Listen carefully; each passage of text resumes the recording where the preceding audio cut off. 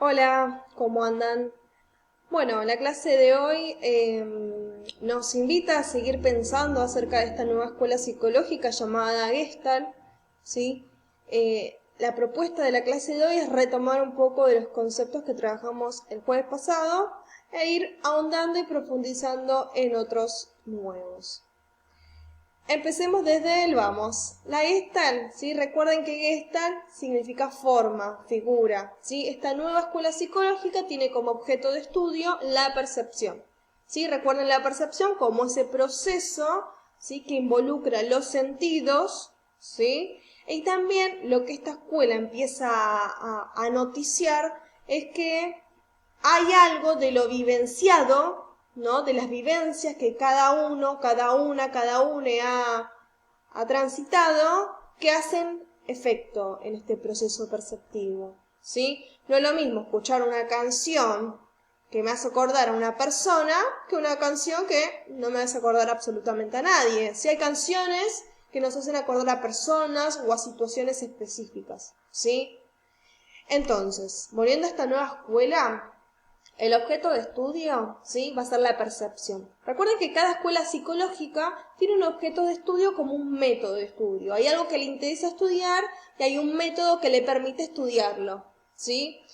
A diferencia de la primera escuela psicológica que trabajamos, la psicología experimental, que estudiaba la mente, ¿sí? A través de la introspección como método, y ni hablar de la diferencia con la escuela psicológica conductista, ¿sí? Cuyo objeto era la conducta y el método era el proceso de condicionamiento, ¿sí? Junto a la observación.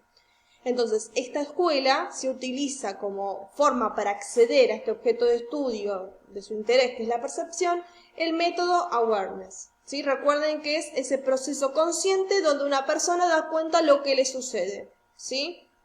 Entonces la mente configura a través de ciertas leyes elementos que llegan a ella a través de canales sensoriales, ¿sí? Acá estamos trabajando el proceso perceptivo. Yo escucho algo a través de mi oído, ¿sí? Un canal sensorial, y eso se enlaza, ¿sí? Con mi memoria, ¿sí? Por eso digo, dentro de la memoria hemos de resguardar situaciones, momentos, vivencias, ¿sí? Que pueden conectarse con algo que yo escucho, ¿sí? Un olor familiar, digo, no es lo mismo el olor de la comida, no sé, de la pasta de la abuela, que el olor de otra comida, ¿sí? No es lo mismo el perfume que te hace acordar a una expareja, que un perfume que no te hace absolutamente ninguna conexión con algo, con alguna vivencia, con algún pasado, ¿sí? Entonces, ¿es interesante o no es interesante? Es importante dar cuenta de este proceso perceptivo, ¿sí? Hay ciertos momentos. El primer momento es cómo llega este estímulo a través del canal sensorial, y el segundo momento es cómo es que eso se enlaza, ¿sí? Se vincula con lo que hemos transitado en nuestra experienciar como seres humanos, humanas y humanos, ¿sí? Esto ha de llamarse el proceso perceptivo. Bien.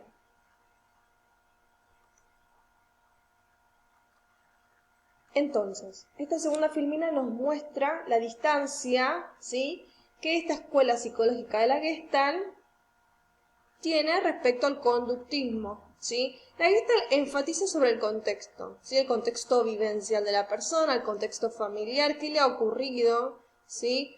Énfasis en la subjetividad, ¿sí? Muy distinto a lo que sucedía con el conductismo. El conductismo rechazaba la subjetividad, no le era interesante o no era objeto de su interés qué le había sucedido a la persona antes, ¿sí? Su contexto familiar, su contexto vivencial, no era objeto de su interés. Es importante resaltar las diferencias de estas escuelas, ¿sí? Recuerden que el conductismo surge en Estados Unidos de manera paralela a la Gestalt, ¿sí? En Alemania.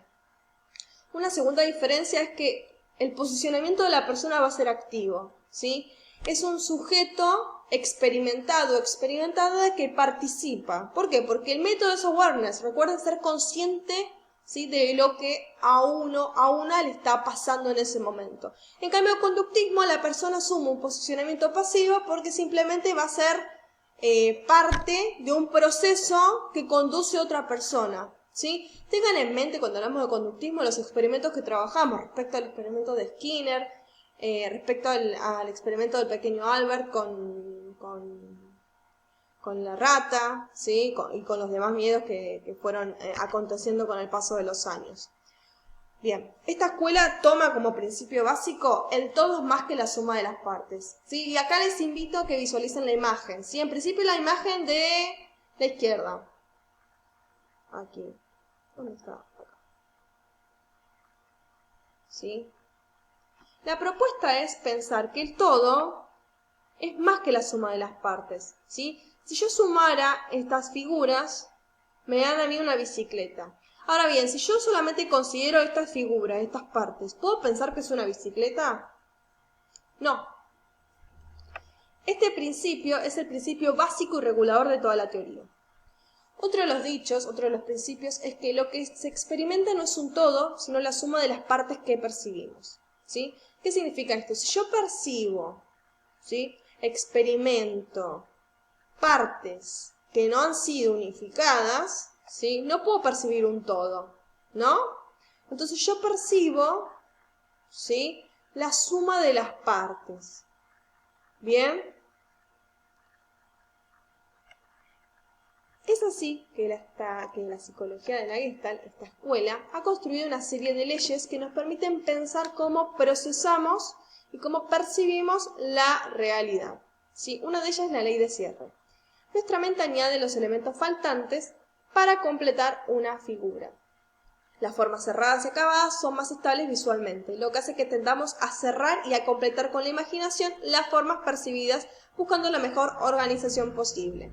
A simple vista, lo que podemos observar es un cuadrado y un círculo, ¿sí? Lo que viene a mostrar la Gestalt es que nuestro cerebro, nuestra mente, genera un proceso de cierre, ¿no? Recuerden, si pueden observar bien, digo, las figuras no están unidas, ¿sí? Podemos ir a la definición de rectángulo o de cuadrado y no indican que las figuras o las líneas están separadas. Al contrario, son líneas continuas. En este caso no son continuas, pero nuestra mente tiende a cerrar esos huecos, ¿sí? Entonces, de manera rápida podemos pensar, ah, sí es un círculo, ah, sí es un cuadrado, ¿sí? Aunque esto no responda, ¿no?, a la definición de una figura como la del cuadrado, la del rectángulo o la del círculo. Aquí también. ¿Qué pueden observar? Visualmente observamos un oso panda, ¿no? Pero recuerden y miren las figuras, no es una figura cerrada, ¿sí? Nuestra mente tiende a cerrarla, ¿sí? Es importante este proceso que nuestra mente va realizando, ¿por qué? Porque detrás de eso supone un ahorro de energía, ¿sí? Un ahorro de energía del cerebro. ¿En qué sentido? Vamos a remontarnos a los primeros tiempos de las humanas y de los humanos. Frente a la necesidad de supervivencia, de sobrevivir ante un ambiente inhóspito o un ambiente amenazante con animales, ¿no?, y potenciales peligros, el cerebro debía reaccionar rápidamente, ¿sí? Esto viene muy enlazado con nuestro pasado primitivo, ¿bien? Pero digo, hay algo del costo, ¿no?, que intenta ahorrarse y no estar 80 horas pensando, no, esto no es un triángulo, no, esto es un cuadrado, sino automáticamente la mente tiende a cerrarlo, ¿sí? Y a ahorrarnos un gasto de energía. Otra de las leyes es la figura fondo. Nuestra mente tiende a separar el fondo de los demás elementos importantes, pero se basa en la premisa que no existe figura sino un fondo que la sustente, ¿sí? Vean esta imagen y intenten remover el fondo, ¿sí? ¿Qué observan?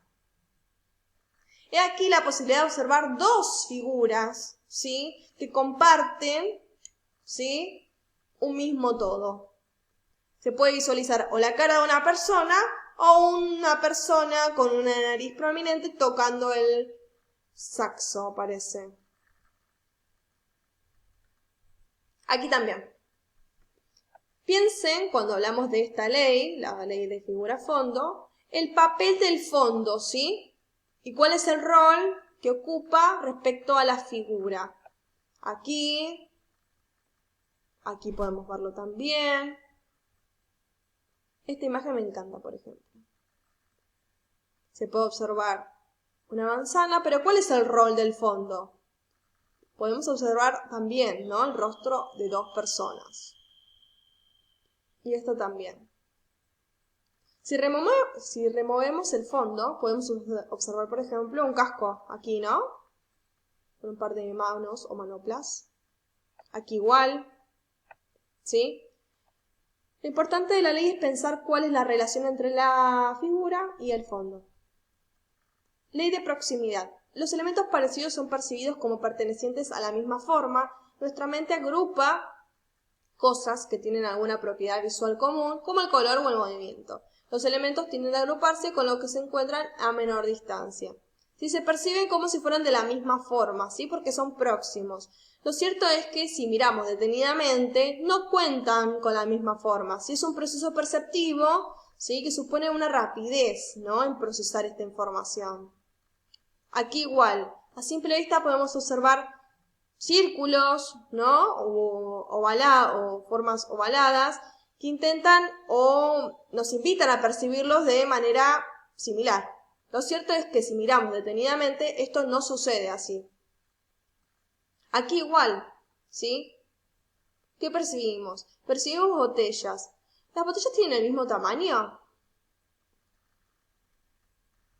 La percepción nos permite pensar que sí. ¿Por qué? Porque a medida que se van alejando, ¿no?, percibimos como más pequeños. Pero lo cierto es que no cuentan con el mismo tamaño. Otra de las leyes es la ley de semejanza. La mente agrupa los elementos similares en forma, tamaño o color, ¿sí? Los organiza en una entidad. Por ejemplo, frente a esto, nuestra mente automáticamente va a organizar un grupo de cuadrados violetas y un grupo de círculos u formas ovaladas de color claro. Aquí igual, ¿sí? Si bien todas estas figuras son la misma, ¿sí?, responden a una misma representación de círculo o forma ovalada, nuestra mente va a organizarla en negro o amarillo.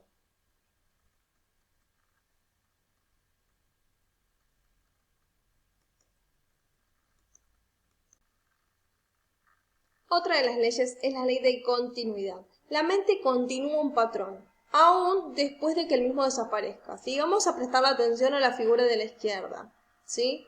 Nuestra mente, ¿qué percibe respecto a la figura A? ¿Cuál es la dirección que toma A? Podemos pensar que la dirección va a ser hacia B, ¿verdad? Lo mismo respecto a C. Ahora bien, lo que intenta mostrar esta ley es que la mente continúa un patrón, ¿sí?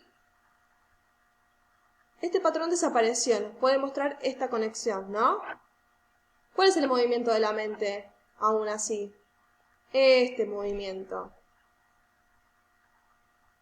La mente continúa un patrón aún después de que el mismo desaparezca, ¿sí? Se orientan en la misma dirección y tienden a organizarse de forma determinada, ¿sí?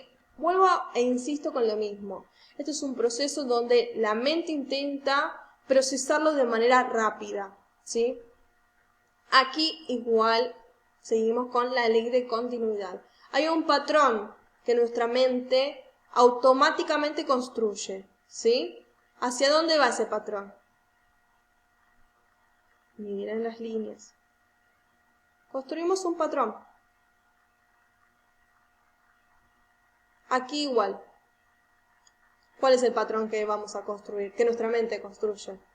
Hacia allá. Le damos movimiento, le damos un patrón de movimiento a unas figuras que ciertamente no están... Simplemente están, ¿no?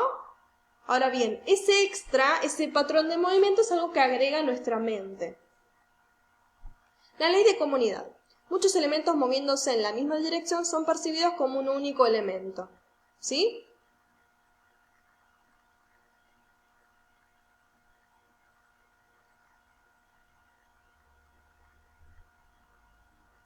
La ley de simetría se basa en que nuestro cerebro percibe las imágenes simétricas como iguales. De manera perceptiva podemos pensar que una imagen es reflejo de la otra, ¿verdad? Pero si miramos detenidamente, ¿sí?, existen diferencias de esta imagen. Recuerdo e insisto con lo mismo, son procesos que la mente realiza de manera rápida.